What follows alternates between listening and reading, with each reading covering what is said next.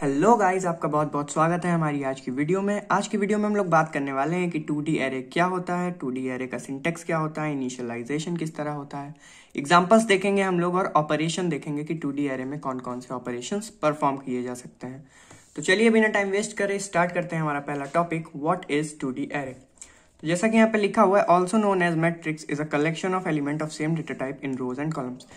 ये बेसिकली एक एरे ही होता है, बस फर्क इतना होता है कि एरे में हम लोग एक एक करके कंटिन्यूअस मेमोरी लोकेशन पे डेटा को सेव करते हैं। यहाँ पे सब कुछ सेम रहेगा, बस डेटा का जो स्टोरेज सिस्टम होगा वो रो और कॉलम वाइज सेव करेगा डेटा। ठीक है, तो अगर हम इसके सिंटेक्स की बात करें तो सिंटेक्स इसका दिया हुआ है, डेटा टाइप, एरे नेम, रो और कॉलम का साइज। गाइस यहाँ पे रो और कॉलम का साइज लिखेंगे हम लोग तो हम लोग को पता चलेगा कि रो में कितने एलिमेंट आ सकते हैं और कॉलम में कितने एलिमेंट आ सकते हैं।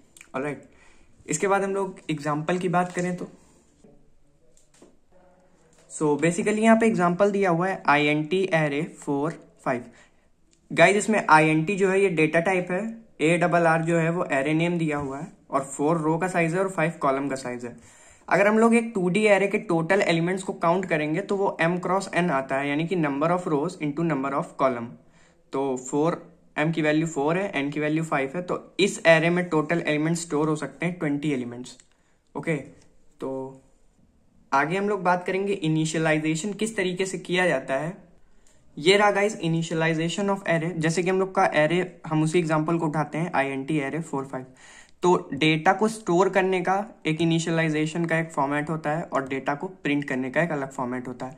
आप लोगों ने एरे पढ़ा होगा, तो जिस तरीके से उसमें हम लोग डेटा को प्रिंट और स्टोर करते हैं उसी तरीके से हम लोग इसमें भी करते हैं। बस इसमें डिफरेंस इतना आता है कि प्रोग्राम में जब हम लोग लूपिंग करेंगे तो हम लोग उसमें सिर्फ एक ही लूप लगाते थे, क्योंकि हम लोग को सिर्फ एक ही लोकेशन पे डेटा को सेव करना होता था। यहाँ पे हम लोग डबल लूप लगाएंगे क्योंकि हम लोग को रो और कॉलम दोनों का इंडेक्स लेके ही डेटा को सेव कराना होता है। तो यहाँ पे हम लोग इंडेक्स असाइन करते हैं 0 से। रो के लिए ये है <4 और कॉलम के लिए हो जाएगा j <5। ये इन सब वैल्यूज को हम लोग प्री डिफाइन कर देंगे कि i क्या है, j क्या है। तो आप लोग को पता होगा कि सी प्रोग्राम किस तरीके से लिखते हैं। बाकी मैं इसका सी प्रोग्राम आपको डिस्क्रिप्शन में डाल दूंगा, आप लोग जाके देख सकते हैं। बेसिकली डेटा को स्टोर करने के लिए हम लोग scanf फंक्शन का यूज करके डेटा को स्टोर कर लेंगे, और वहीं दूसरी तरफ डेटा को डिस्प्ले कराने के लिए हम लोग सेम फॉर्मेट का यूज करेंगे, printf फंक्शन लगा के हम लोग डेटा को प्रिंट करा लेते हैं।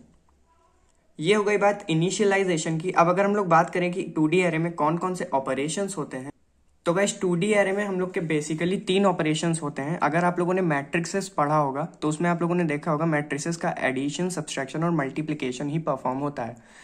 तो बाकी इनवर्स भी है और काफ़ी सारी चीज़ें हैं, लेकिन फिलहाल हम लोग एडिशन, सब्सट्रैक्शन और मल्टीप्लिकेशन ही कवर करेंगे। तो अगर हम लोग एडिशन की बात करते हैं तो एडिशन ऑफ 2 एरे कुछ इस तरीके से, अगर हम लोग 2x2 की एरे ले लें तो उनका एडिशन ऐसे होता है, यानी कि ये एलिमेंट, ये इंडेक्स का एलिमेंट और ये इंडेक्स का एलिमेंट का सम होगा तो ये इंडेक्स का एलिमेंट आएगा। उसी तरीके से इन दोनों का सम करेंगे तो 8 आएगा, इन दोनों का सम करेंगे तो ये एलिमेंट आएगा, इन दोनों का सम करेंगे तो ये एलिमेंट आएगा।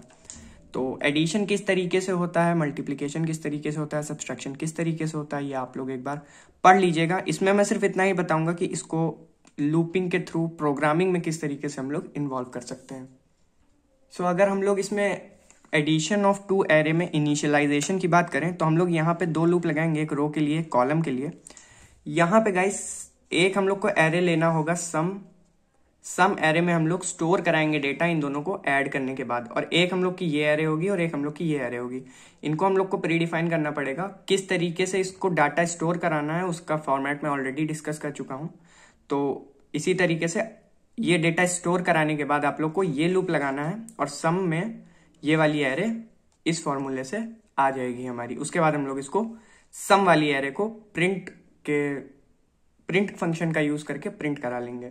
अब अगर हम लोग बात करें सब्सट्रैक्शन, तो 2D एरे में सब्सट्रैक्शन करने का कोई डिफरेंट थिंग नहीं है, सेम टू सेम जैसे एडिशन हुआ था वैसे ही सब्सट्रैक्शन भी होता है। बस सिंबल का फर्क आ जाएगा, वहां प्लस लगा था यहाँ माइनस होगा तो यहाँ पे माइनस परफॉर्म करा देंगे हम लोग। उसी तरीके से सेम प्रोसीजर है।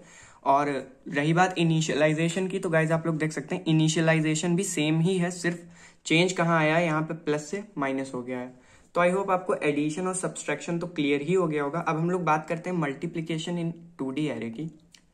गाइज मल्टीप्लिकेशन जब भी कराते हैं हम लोग दो एरे का तो थोड़ा सा कॉम्प्लिकेटेड हो जाता है, बट अगर आप लोग प्रैक्टिस करेंगे तो आप लोग को समझ में आ जाएगा।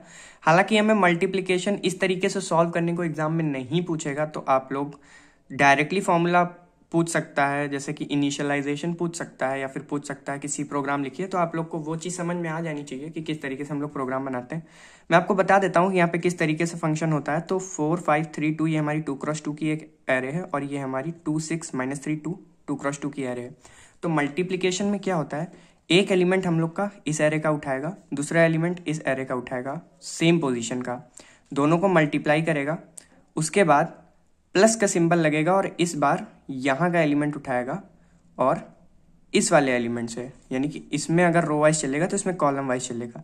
मल्टीप्लिकेशन और एडिशन होगा कुछ इस तरीके से। इसी तरीके से हम लोग के चारों एलिमेंट निकल आएंगे, और चारों एलिमेंट को सॉल्व करने पे हम लोग का ये फाइनल एरे आ रहा है जो मल्टीप्लाई होने के बाद आएगा।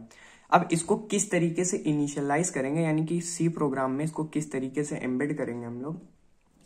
गाइस जैसा कि आप लोग यहाँ पे देख सकते हो, सेम उसी तरीके से लूपिंग करी गई है। जैसे कि हम लोग का एक रो के लिए हो गया, एक कॉलम के लिए हो गया। यहाँ पे हम लोग को एक मल्टीप्लाई वाली एरे हम लोग को 0 पे इनिशियलाइज करनी होगी, यानी इसमें डेटा 0 है। उसके बाद हम लोग को एक एक्स्ट्रा वेरिएबल लेना होगा जो कि मल के लिए यूज होगा, यानी मल्टीप्लाई करने के लिए यूज होगा। अब इस एक्स्ट्रा वेरिएबल को यूज करने के बाद हम लोग मल एरे को इस फॉर्मूले के थ्रू हम लोग इसमें जो है मल्टीप्लाई परफॉर्म करा के और मल्टीप्लिकेशन में ऐड करा देंगे, यानी कि हम लोग का डेटा इसमें एक एक करके ऐड होता रहेगा। उसके बाद हम लोग प्रिंट फंक्शन का यूज करके मल्टीप्लाइड जो हम लोग का एरे है उसको हम लोग प्रिंट करा लेंगे।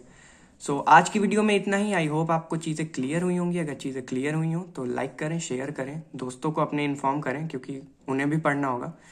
एग्जाम्स आ रहे हैं। All the best guys. So मिलते हैं अगली वीडियो में। Thanks for watching.